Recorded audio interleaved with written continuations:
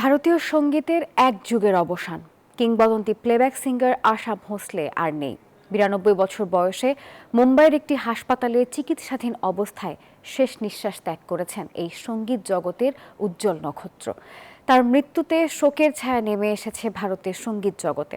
মঙ্গলবার তার শেষকৃত্য সম্পন্ন হওয়ার কথা রয়েছে। কথা দিয়েও কথা রাখেননি অসাধারণ সুরেলা কণ্ঠের অধিকারী আশা ভোঁসলে। মুম্বাইয়ের একটি হাসপাতালে চিকিৎসাধীন অবস্থায় সবাইকে কাঁদিয়ে না ফেরার দেশে পাড়ি জমিয়েছেন উপমহাদেশের প্রখ্যাত এই সঙ্গীত শিল্পী।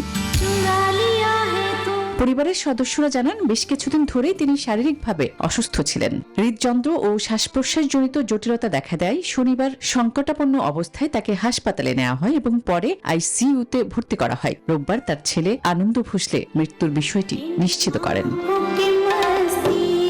ভারতের আরেক কিংবদন্তি সঙ্গীতশিল্পী লতা মঙ্গেশকরের বোন আশা ভোঁসলে। ১৯৩৩ সালে সঙ্গীতময় পরিবারে জন্ম নেওয়া আশা খুব অল্প বয়সেই গানের জগতে পা রাখেন। মাত্র ৯ বছর বয়সে পেশাদার গানের যাত্রা শুরু করেন এবং ১৯৪৩ সালে প্রথম চলচ্চিত্রের গান রেকর্ড করেন। ১৯৫০-এর দশকে বলিউডে নিজের স্বতন্ত্র অবস্থান তৈরি করেন তিনি। হিন্দি, বাংলা, মারাঠি সহ ২০টিরও বেশি ভাষায় হাজার হাজার গান গেয়ে তিনি হয়ে ওঠেন ভারতীয় সঙ্গীতের এক অবিচ্ছেদ্য নাম। প্রজন্মের পর প্রজন্ম তার কণ্ঠে মুগ্ধ হয়েছে। দম মারো দম, চুরা লিয়া হ্যায় তুমনের মতো গান আজও সমানভাবে জনপ্রিয়।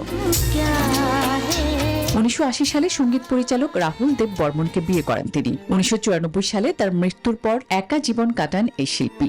সম্প্রতি ৯২ বছর বয়সেও লাইভ পারফরমেন্সে অংশ নিচ্ছিলেন। বলিউডের অসংখ্য জনপ্রিয় গানের কণ্ঠশিল্পী হিসেবে তিনি পেয়েছেন একাধিক জাতীয় ও আন্তর্জাতিক সম্মাননা। আশা ভোঁসলের মৃত্যুতে এক স্বর্ণালী অধ্যায়ের অবসান হলেও তার গান বেঁচে থাকবে কোটি ভক্তের হৃদয়ে। আসমাতুলি, নিউজ 24।